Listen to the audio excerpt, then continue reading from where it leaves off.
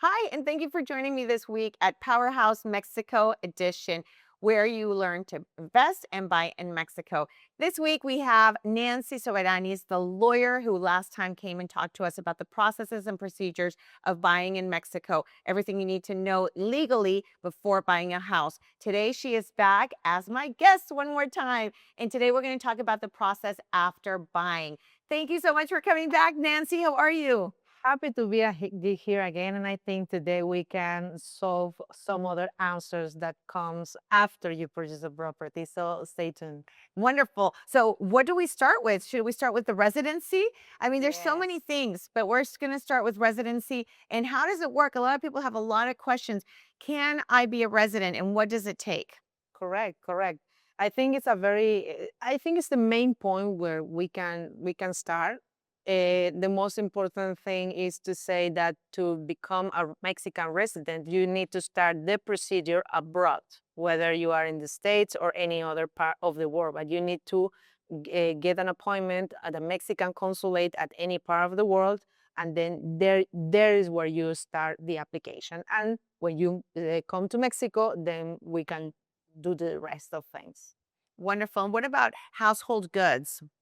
Well, household rules, that's also is very important. My advice there will be that once you obtain your residency, I mean specifically once you have your card issued by the Mexican immigration office, that's when you have 6 months from that time to go to the States or Canada or wherever you are and bring your households tax free. Now, what does that mean? That I mean, it's not to bring merchandise, right? It's not to bring. It's really your household goods, no? Yeah. Like Your it could be bed, your couch, your your furniture, yeah, your furniture. furniture, your files. I mean, not cars, because that's another thing. About cars, I would not recommend you to bring your card from the States or any other part of the world, because unless you pay the final importation taxes, that it's expensive for a car to pay that. So in most of cases, what happens with foreigners is that when they come, they choose to come driving from abroad. They pay a temporary importation fee, and but the condition is that you are the one that have to keep driving the car while you're here. So you cannot really sell it Yeah. because you have not paid those taxes, Yeah. and you cannot change your plates. I mean, it's different.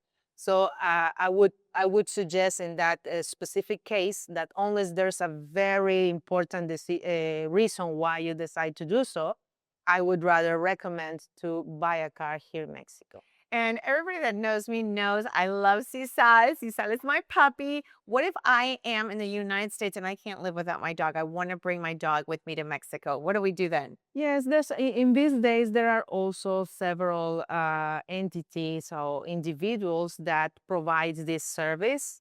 We know that 25-kilo dog, like I mean, if it's a little dog, it would be easier for you to bring it. But when we are talking about big dogs, the only option you will have is to bring it in the dog cannot go inside, right? So you have to bring in as if it was your luggage, which sometimes it's kind of risky, and you put your dog in a not as so comfortable situation. Yeah. So there are entities and companies that provide this service to bring them by road, Yeah. because that will allows the dog to to stop and to eat and to not be afraid of these noises and all of that. Yeah. So the And good you news is just that there's a lot of options. Yes, I mean that bringing a dog is not a problem. I actually have a client that the reason why he bring his car from the States is because he have a Grand Danese. Oh, it's a big dog. It's a Yeah. big Yeah. dog, and that's the reason why he bring his car. That's amazing. So we moved to Mexico, and the one thing that a lot of people are asking is about bank accounts. And what do I do? Do I have to pay things from the US? How do I bring my money? Should I open a Mexican bank account? This is one of the biggest questions that people have when coming to live in Mexico. Also, because then when they want to pay their services, like CFE, the electric bill or the water bill, it just seems like it's so much more complicated doing it from the US account. So tell us about the Mexican account and how does that work for a foreigner? Yes, well, that's why at the first place I wanted to talk about the residency because most of banks are going to request the residency card to open a bank account. And once you have that, it will be very simple for you to access to these services. And certainly, once you have the bank account, you can download any app and pay all your services from that app without a problem. Meanwhile, and on top of that, you can make your plans, to have some benefits of the exchange rate when it's convenient for you to change from your US to the pesos or euros in pesos. But when you don't, you are always taking a loss, right? Because you're paying with dollars and then we pay in pesos here, right? Yeah. So I think it would be like the second most important decision after obtaining the residency. However, let's not forget that for most of banks, they will also require you to have a Mexican tax ID number, Yeah. which we know here in Mexico as RFC. But I want to explain also that the fact that if you are retired, the fact that you have a Mexican tax ID do not mean necessarily that you have to pay your taxes and declare your income in Mexico. What I've seen that the Mexican IRS does is that when a foreigner comes to SAT, which is the Mexican tax ID office, they register you most of time, which is most of the cases. If you are retired, on the back of the obligations, they wrote that you don't have fiscal obligations to declare anything, but you have a tax ID number. Yeah. And that will allow you to have your Mexican bank account. Before we pass on to the next section, I really think it's important. I get this question all the time. Nancy, my grandparents were Mexican. I don't not Mexican. I'm going to buy something now in pre-construction, but later by the time I close, I want to be Mexican. How does that work for people that come from maybe parents or grandparents that have Mexican uh in Relatives? them? Yeah. Mhm. Yes, it's not so common, but I've also seen a couple of cases. That is a separate procedure because Mexican residency is before the immigration Mexican office. Meanwhile, the procedure you are talking about is before the Foreign Ministry of Affairs. Yeah. That's where you need to show their birth certificates, right? And you need to show with official documents that there is a family relationship How long there. can that take?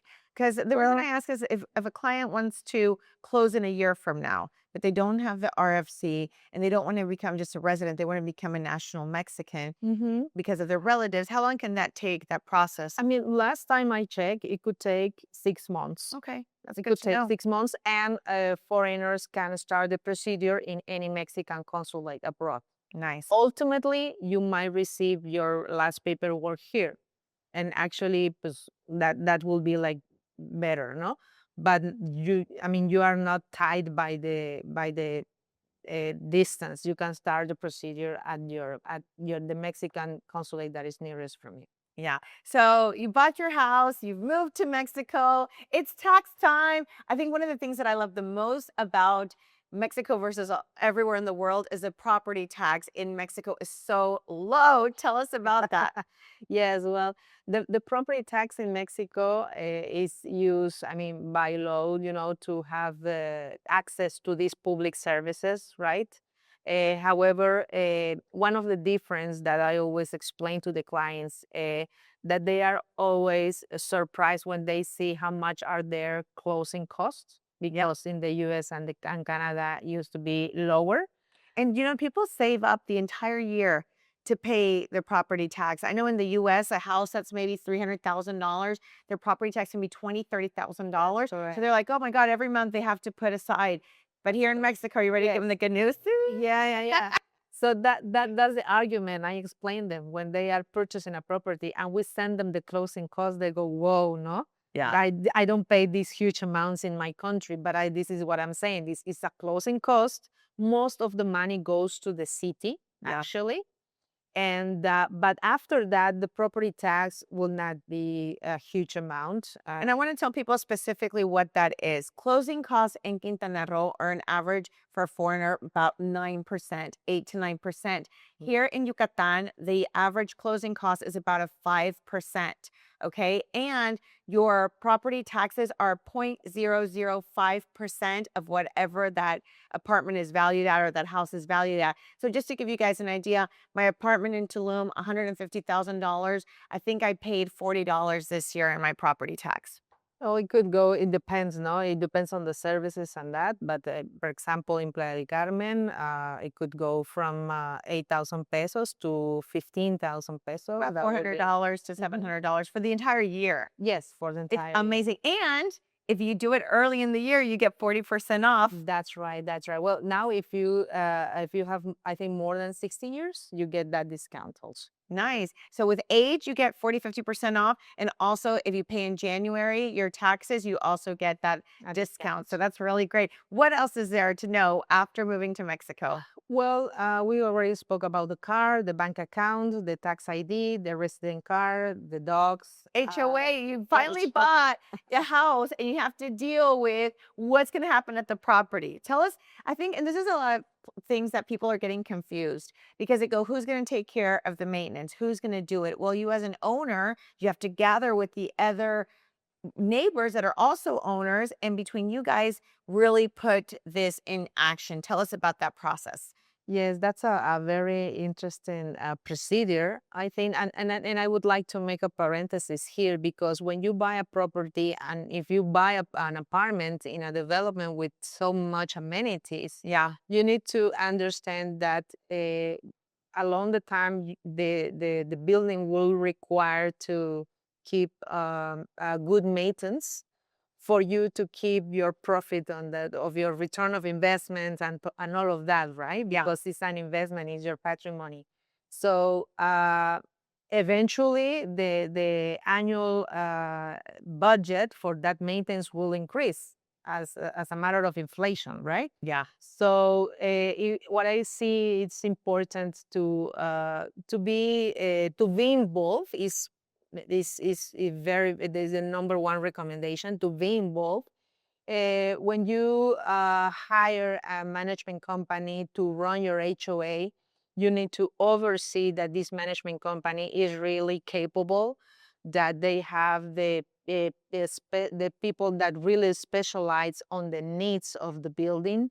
And you also need to make sure that the legalities of the annual meetings that are done. In case of the English spoken, my recommendation would be to attend that meeting with your lawyer or your translator, because you might heard that if since you are in Mexico, the meeting might be taken in might be done in Spanish. However, we have also seen that there are HOA companies that hire a translator on site. So when you get in the place, if you don't speak Spanish, you are able to do the headphones and have the translation on time. No, I mean at real time. Yeah. But again, I want to explain that it's very important to get involved on the procedure so you know what you are paying for, right? Yeah. Also, the first year is important because in the first year, since if this is a new property, right? It's important because the developer have the obligation to respond for any hidden defects on the property. Meaning that if, for example, the pool have a leak or Any pipes break, pipe breaks or the gym doesn't, the AC isn't working, right, a right. wall fall, anything that can happen. And this is by law, so you are protected. The first year, anything that happens, they are obligated by law. Correct, correct. And that's what are the meetings for. That is why is this interaction between you and the board members and the management company is so important. Not to keep on the things that are going to allow you to protect the return of investment of the property. Now, let's say I have had my property for a few years and I'm ready to sell my property. there's a lot of questions that go into that. Number one, who pays the taxes? And do I have to, when I get the money, should I receive it in my US? To the US, do I have to declare it? It's very hard to understand for people when they're selling their property. How much is the taxes? Because I've heard of the ISR and then the selling taxes, and then there's a lot of questions. So I'd love to get into the details of who pays what and how much is it going to cost me. Excellent question, Nicole. About the capital gain tax, definitely this is a federal tax, and a portion of that federal tax goes to the state also. That's why we know these taxes here in Mexico as ISR, referring the federal capital gain tax, and impuesto cedular, which is the state capital gain tax. In total, you make, if I don't want to go into the specific percentage because every situation is different, but I could say that from 30 to 32% of the gain is what you have to pay when you sell your property. My recommendation on that, this is what I in the office we advise clients when they but also when they sell properties. Yeah. So when a client is telling me, Nancy, I'm thinking about putting my property for sale, I always ask them to make an analysis of how much they are expecting to receive, so we make a calculation Yeah. before they put it on the market. Yeah. We made a And that's very calculation. important because sometimes people think that they're going to sell it for a certain amount, but they forget that you have to pay the agent, you have to pay your taxes, and then it turns out that your price might not be adequate and you won't be getting the money that you think you're going to get. Yeah. And that this is one of the reasons why we do that, because I don't want my clients to accept an offer if they don't have an idea of how much money at the end they will keep out of all the price, right? Yeah. So what we do is we make an analysis of possible prices, the best scenario and the worst scenario. And now the client knows that if he accepts an offer, he knows how much he's gonna get, right? At the end. Now, isn't there a clause where if you live in the property and it's the first property that you're selling in 3 years, you don't have to pay taxes? Yes, that we have that law in Mexico, and foreigners can also get benefit for this law as long as they are permanent residents. Okay, if you are a permanent resident and you have not sell any other property, there's a range of amount that you can exempt, which is approximately 5 million pesos. Okay, so above that amount, that you might have to pay taxes, but you do have that range of exemption. Yeah. And you also will have to show, in top of your permanent residency, you will have to show um, your uh, your energy bill that shows the right address of your property, and you will also need to show your Mexican tax ID in the back. I mean, so some details that, but definitely you can apply for that. And about what you said before, when a client sell the property and they are wondering where I'm going to receive this money, right? Remember, if we are preparing a capital gain calculation, then you know that this money is going to be sent to the notary, okay? Because the notary is responsible to pay this capital gain tax to the federal and state government. And you should receive, after you close, you should receive the payment, I mean, the receipt of what the notary paid in your behalf, and the rest of the money can be sent to any bank account, not necessarily in Mexico, can be sent to any bank account as long this is a bank account in your name. And once you provide the bank account information, whether you have a Mexican bank account or not, the money can be sent to you without a problem. And also very important for the investors to know, at least in the United States and Canada, there is a international trade to avoid the double taxation. Yeah. So if perhaps you decide, yeah, I'm gonna receive the money on my New York bank account, right? So and you it's going to be a time where you have to declare your income taxes in the U.S. But since you will be providing the U.S. Proof that what the income you had was for a sale you did in Mexico, then, and if the notary provides you with the documentation and the amount of taxes you pay in Mexico, you should not be worried about paying other taxes in the US because you already pay them in Mexico. Yeah, I think that the important thing for everybody to take away today is that it is not hard to buy in Mexico. It is simply being able to understand the law, to be surrounded by people who are going to protect you, good lawyers, good agents, and people who are going to guide you. So, this process to make it as easy as possible. But buying in Mexico is one of the easiest things that you can do. And we're here to support you with every step of the way. We are welcoming foreigners to Mexico. We're welcoming foreigners to Puerto Vallarta, Mérida, Riviera Maya. And with professionals like Nancy, it'll make you feel safe. And there's no bad questions. All the questions that you might have, that's what professionals do. We're here to answer. But let's get a little bit more into the fun side of Nancy. So I'm sure you've seen a lot of different stories that have happened. What's maybe a funny story, a legal funny story that has happened, and how were you able to, to get the solution for it? Because I know as a real estate agent, I've seen so many different things happen in real estate. Well, one of them was the one I just told you about, this client that preferred to, for the love that he had for his dog, a big dog, Yeah. he preferred to drive like for entire week all along the United States, and he was so happy to have his dog, and he bring it to the office, and we also love dogs in the office, no? Yeah. And I don't know what he ultimately did with his car, because he was the only one authorized to drive it, because Yeah, he brought it. but I'm not sure what happened after that. But this is one of the good things that I always smile when I remember that.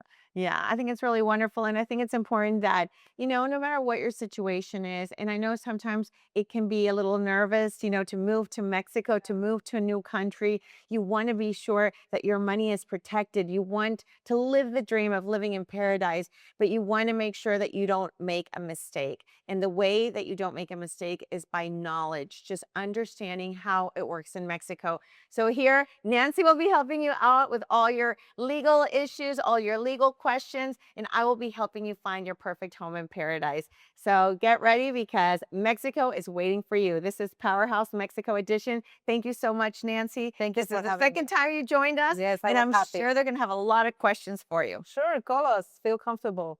Thank you so much. Bye, guys. Bye.